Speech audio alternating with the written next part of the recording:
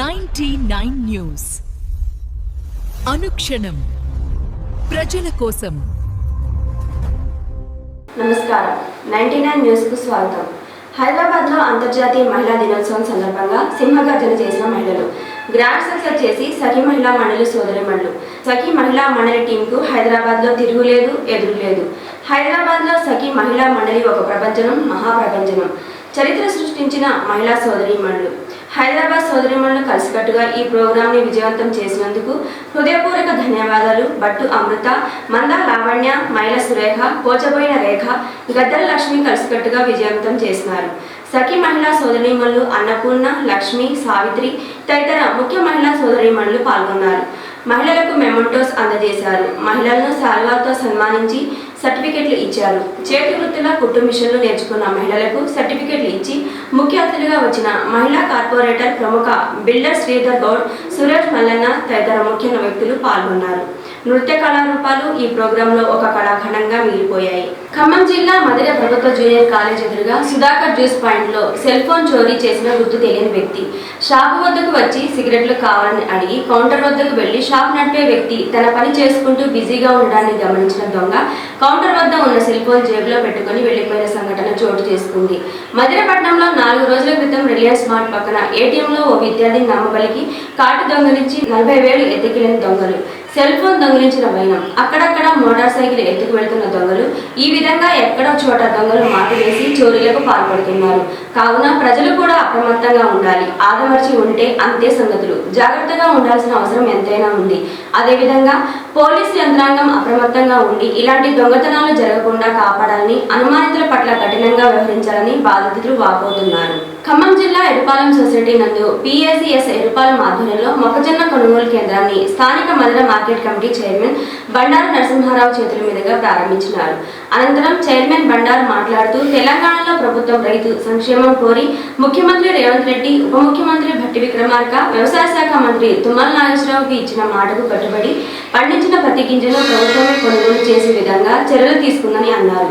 ఈ కార్యక్రమంలో CEO శివారెడ్డి, మండల కాంగ్రెస్ అధ్యక్షులు వేమిరెడ్డి సుధాకర్ రెడ్డి, సర్పంచులు, మార్కెట్ కమిటీ డైరెక్టర్లు, ఆత్మ కమిటీ డైరెక్టర్లు తదితరులు పాల్గొన్నారు.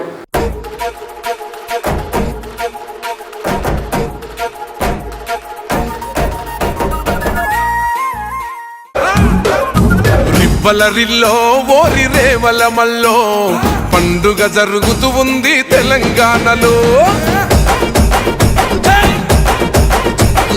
రివ్వలరిల్లో ఓరి రేవల మల్లో ప్రజాపాలనొచ్చింది తెలంగాణలో.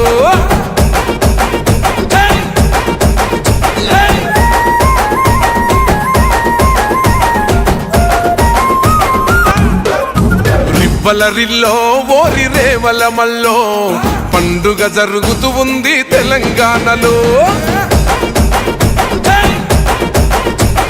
ఖమ్మం జిల్లా సత్తుపల్లి మున్సిపాలిటీలో శానిటేషన్ సిబ్బందిగా పనిచేస్తున్న కంచిపోగు రాధకి రింగ్ సెంటర్ వద్ద ప్రమాదం జరిగింది. ప్రమాద విషయం తెలుసుకున్న వెంటనే మున్సిపల్ చైర్పర్సన్ శ్రీమతి రిహానా కమల్ పాషా మరియు మున్సిపల్ కమిషనర్ నరసింహారావు ఆసుపత్రికి చేరుకున్నారు. రాధ ఆరోగ్య పరిస్థితిని అడిగి తెలుసుకొని ఆమెకు ధైర్యం చెప్పారు. మెరుగైన వైద్యం అందేలా చూడాలని అధికారులను ఆదేశించారు. ఈ ప్రమాదానికి కారణమైన వారిని పిలిపించి బాధితురాలికి తగు న్యాయం చేస్తామని మరియు అండగా ఉంటామని చైర్పర్సన్ హామీ ఇచ్చారు. ఉమ్మడి ఖమ్మం జిల్లా ప్రజలకు గ్రీన్ఫీల్డ్ హైవే సేవలు అందుబాటులోకి రానున్నాయి.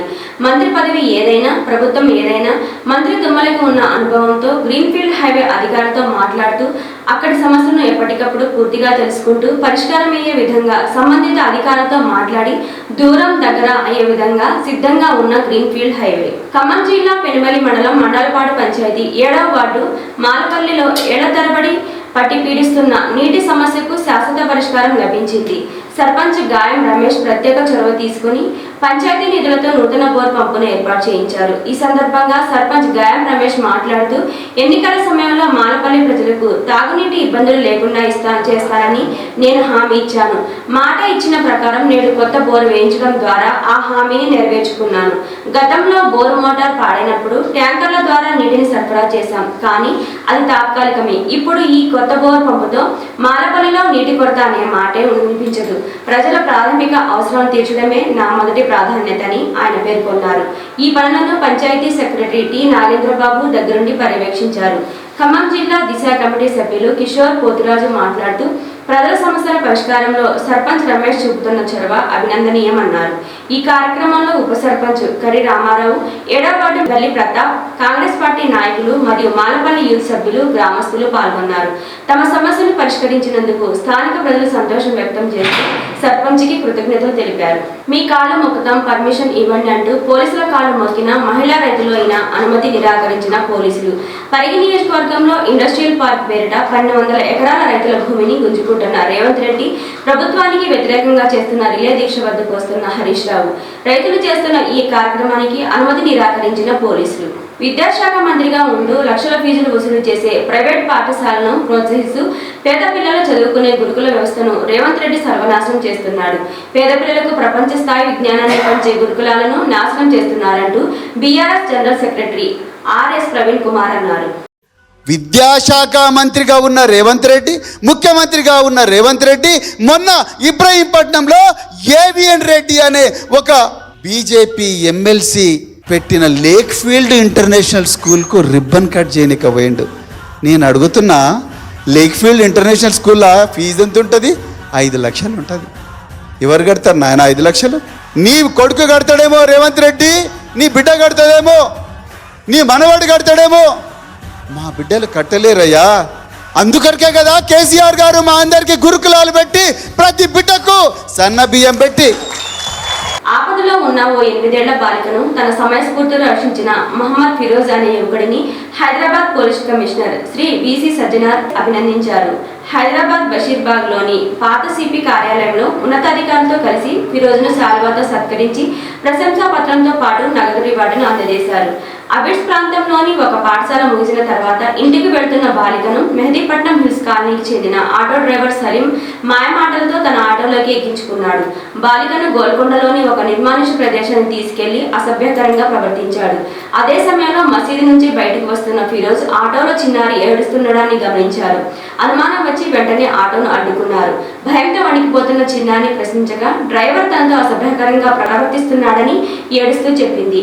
నిందితుడిని ఫిరోజ్ నిలదీయడంతో ప్రమాదాన్ని ఊహించిన ఆటో డ్రైవర్ బాలికను అక్కడే వదిలేసి పరారయ్యాడు. వెంటనే అప్రమత్తమైన ఫిరోజ్ బాలిక దగ్గర ఉన్న ఐడి కార్డులో ఉన్న ఫోన్ నెంబర్ ఆధారంగా ఆమె తండ్రికి సమాచారం అందించారు. అదే సమయంలో అప్పటికే ఆందోళనతో స్కూల్ దగ్గర బాలిక తల్లిదండ్రులు వినిపిస్తున్నారు. విధులు ముగించుకొని వెళ్తున్న ఆబిడ్స్ పిఎస్ బ్లూ కోర్స్ కానిస్టేబుళ్లు సాయికృష్ణ, కేదార్ సింగ్లు ఈ విషయాన్ని గమనించారు.